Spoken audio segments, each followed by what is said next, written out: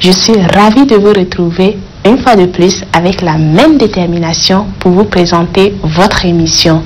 Une émission dédiée à l'enseignement à distance, initiée par le ministère de l'Éducation nationale et de la promotion civique en collaboration avec le ministère de la Communication et celui des postes de nouvelles technologies de l'information et de la communication.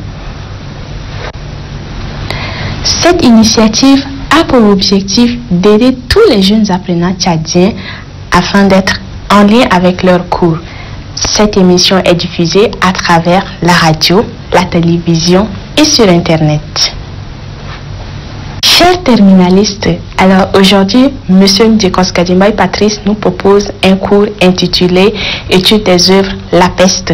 Je vous demande d'être très attentifs à ce cours afin de retenir de très bonnes leçons et de quoi prendre note pour une meilleure compréhension.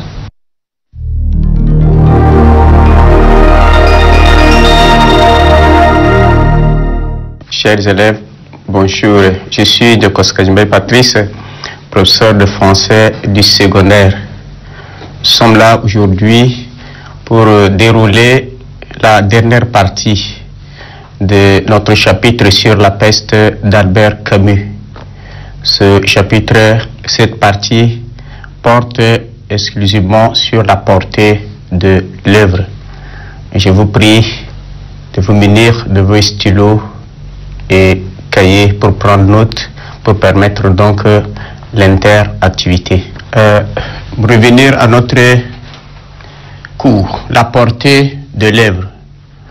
Nous allons voir à ce point. Ce point est la conclusion même de tout notre parcours. Nous avons abordé la première partie qui porte sur la présentation de l'auteur, la deuxième sur la présentation de l'œuvre. Nous avons vu la structure de l'œuvre et le résumé. Et en troisième partie, nous avons vu l'analyse. Nous avons analysé l'œuvre à travers un certain nombre d'extraits. Et en quatrième partie, nous avons fait l'étude des thématiques. Nous avons essayé, nous sommes parvenus donc à relever un certain nombre de thèmes dans la peste d'Albert Camus. Et pour le moment, nous sommes là pour faire la portée, qui serait sans doute le sens ou le symbolique de l'œuvre, la peste d'Albert Camus. Vous savez, Albert Camus a commencé son roman en 1942 et il l'a publié en 1947. Et les faits qui sont relatés n'ont jamais existé. Il n'y a jamais eu de peste à Oran dans les années 40. Tout le monde a qualifié l'œuvre de roman, mais l'auteur a plutôt précisé qu'il s'agit d'une chronique. Mais comment une œuvre d'imagination peut-elle être une chronique? Voilà, c'est la question qu'on se pose. Donc il faut prendre comme chronique, il faut donc en effet lire la peste sur deux portée. C'est une évocation symbolique, on dit ici, évocation symbolique du mal et la lutte contre ce mal. Voilà ce qu'il a dit. Vous savez, l'homme dépend d'un destin implacable qui se traduit par des moments de joie et de peine. Donc, l'homme doit être en perpétuelle lutte, en perpétuel combat, pour ne pas fléchir devant les difficultés de la vie. Et c'est à ce prix seulement qu'il pourra améliorer sa condition de vie et de travailler avant sa mort. Voilà, c'est ça. L'homme est ce qui se construit. Devant les difficultés, l'homme ne doit pas se croiser les bras, mais il doit réagir. Comme nous avons dit, utiliser les moyens purement humains mis à sa disposition pour pouvoir donner sens à sa vie. Comme on dit, l'homme est le boulanger de sa vie. On dit, l'homme naît, vit et meurt. Et devant cette vie, il doit tout faire pour donner sens à sa vie. Et tout dépend de lui. Tout dépend de son être. Et le roman est écrit en pleine Seconde Guerre mondiale. Et à ce titre, il constitue un témoignage symbolique de l'occupation de la France par l'Allemagne, avec les souffrances morales et physiques qu'elle a entraînées. Mais le vrai sujet de la peste, ce n'est pas l'histoire, c'est le drame de la condition humaine, confrontée donc à l'absurdité du destin. La peste annonce donc une évolution essentielle vers l'humanisme et la fraternité, seule morale acceptable.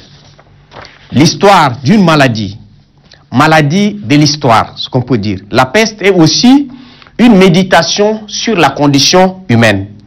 Même si les personnages sont mus par un formidable élan de solidarité qui conduit à ne pas désespérer de l'homme, ces récits dont les femmes et les paysages sont singulièrement absents, où le bonheur reste une tension douloureuse à jamais incarnée, le journaliste Rambert s'achève sur un appel à la vigilance du docteur Rieu. Puisque les gens ont lutté, ils sont pris au dépourvu par la peste. Ils ont lutté pour bouter la peste hors de la ville. Mais le docteur Rieu est resté toujours sceptique. Et voilà ce qu'il va dire. Savez ce que cette foule en joie ignorait et qu'on peut lire dans les livres, que la bacille de la peste ne meurt ni ne disparaît jamais, qu'il peut rester pendant des dizaines d'années endormi dans les meubles et le linge, qu'il attend patiemment dans les chambres, les caves, les malles, les mouchoirs et les paperasses, et que peut-être le jour viendra où pour le malheur et l'enseignement des hommes, la peste réveillerait ces rats et les enverrait mourir dans une cité heureuse. Voilà, c'est ça. Parce que l'homme, la vie de l'homme, se traduit toujours par des moments de joie et de la peine. Mais le pourcentage de la souffrance est plus. L'homme ignore. Quand il vit une situation donnée, il oublie. Mais Camus a mis les Oranais en garde. Il ne faut pas oublier. Nous sommes sortis du mal, mais il faut penser toujours à... C'est pour dire que cette pandémie ou cette épidémie peut nous inspirer beaucoup de choses, peut nous enseigner beaucoup de choses. Toujours on dit, on apprend toujours de ses erreurs. Et parce que nous ne pensons pas à un mal qui peut nous surprendre, voilà, le mal est arrivé. Et cela peut nous mettre déjà, c'est un avertissement pour que nous soyons toujours vigilants. Donc la peste nous montre comment nous devons dépasser notre condition d'homme ou de femme pour notre franche détermination. Devant le mal, il ne faut pas croiser le bras. Voilà ce qu'a fait les Oranais sous l'auspice du docteur Rieu, déterminé à utiliser les moyens purement humains pour lutter contre le mal. Ils sont arrivés. Il a mobilisé toute la force autour de lui. Aujourd'hui, nous ne pouvons pas dire que c'est l'affaire des uns ou des autres ou des personnels de santé, mais tous, nous devons nous mobiliser parce que ce mal n'épargne personne. N'épargne personne. Il y a des gens qui se laissent emporter par leurs conditions qu'ils ne veulent pas résoudre. Mais Camus lui-même va dire, la grandeur de l'homme est dans sa décision d'être plus fort que sa condition. Parce que l'homme est celui-là qui détermine sa vie. Et vous savez que Dieu nous a dotés de 3 puissances. 3 puissances. L'intelligence, la volonté et la sensibilité. L'intelligence, la volonté et la sensibilité. Mais vous allez voir qu'en tête vient la volonté. Paul Claudel va dire que même l'intelligence fonctionne sous l'impulsion du désir. On dit vouloir, c'est pouvoir. Et pour vous élèves, lorsque vous voulez devenir médecin, vous allez le devenir. Mais pas seulement cette vision que vous devez avoir, mais vous mettre au travail. Vous mettre au travail. C'est ça, on dit, il faut vision plus action. Mais quand on a vision sans action, ce n'est que rêve. Et action sans vision, ce n'est que perdre du temps. Et donc, vision plus action, voilà ce qui construit le monde. Et donc, ne restez pas sur votre situation de misère, de pauvreté là aujourd'hui. Mais au niveau de la famille, on peut vivre la pauvreté. Mais qu'à un certain niveau, quelqu'un prenne une résolution, une ferme résolution de surpasser cela et de cette manière qu'on peut sortir. Parce qu'il ne faut pas dire parce que mes parents sont pauvres, moi je veux rester là. Non, il faut décider. L'homme est celui-là qui se construit. Il faut décider, se mettre au travail et tu vas franchir toutes les frontières possibles pour arriver. Parce qu'on dit la vraie magie, c'est le travail. Il y a des gens qui pensent à la chance. Non, il n'y a pas la chance. On dit la chance arrive lorsque la préparation rencontre l'opportunité. Lorsque tu ne te prépares pas, tu ne vas pas réussir. Et donc nous sommes là dans une perspective de préparation et nous nous préparons pour être utiles dans la vie de demain. Donc ne croisez pas le bras. Si mes parents ne tiennent pas, ils n'ont pas de niveau, on vit la misère, moi aussi je reste de pauvreté en pauvreté. Nous entretenons la misère. Et la misère que nous entretenons, nous entrons dans un cycle. Tes parents sont pauvres. C'est parce qu'ils ne travaillent pas, ils ne se mettent pas au travail, ils n'étudient pas comme il le faut. Toi, c'est parce qu'ils sont pauvres. Tu n'arrives pas à t'éduquer comme il le faut. Et donc, tu peux déjà prendre la ferme résolution. Mais les choses ne peuvent pas être faciles. Hein? Jim Rohn disait que n'espère pas que les choses soient plus faciles, mais espère plutôt d'être meilleures. C'est ça ce qui compte pour nous. Et donc, cette œuvre-là nous enseigne là à nous déterminer, à nous engager résolument pour donner sens à notre vie. Et pour finir, nous proposons ces sujets, ces 3 sujets de réflexion, de dissertation, que vous allez essayer donc d'essayer de traiter à la lumière de tout ce que nous avons vu aussi en tirant de l'expérience de Covid que nous sommes en train de vivre. Sujet 1. En vous inspirant des mesures de lutte et de prévention contre le Covid-19, expliquez et commentez cette déclaration du Père Panoulou dans La peste d'Albert Camus. On dit, ce fléau, même qui vous meurtrit, il vous élève et vous montre la voie. Ce fléau, même qui vous meurtrit, il vous élève et vous montre la voie. Le deuxième sujet.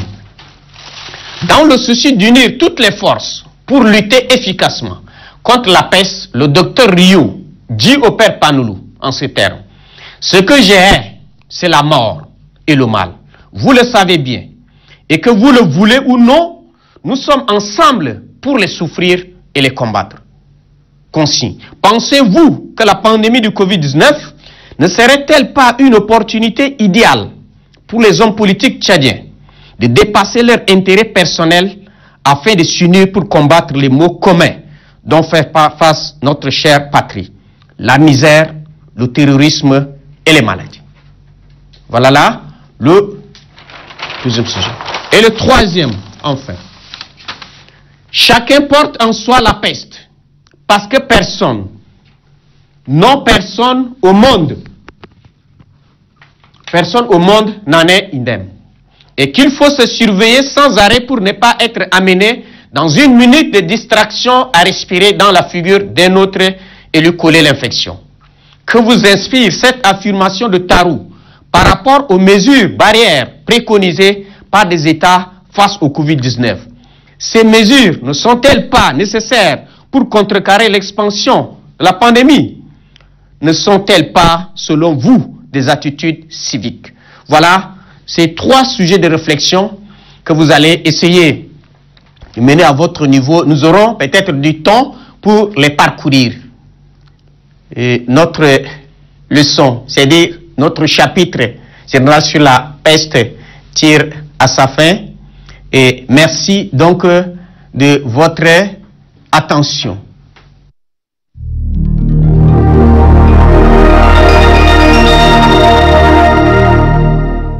Chers futurs bacheliers, j'aimerais vous appeler comme ça. J'ose espérer que vous avez bien compris la leçon de Monsieur Ndjekos Gadimbaye Patrice. Si ce n'est pas le cas, rendez-vous sur le site www.educhat.td pour télécharger ce programme et n'hésitez pas de nous appeler sur le numéro 13 17 pour poser toutes vos questions.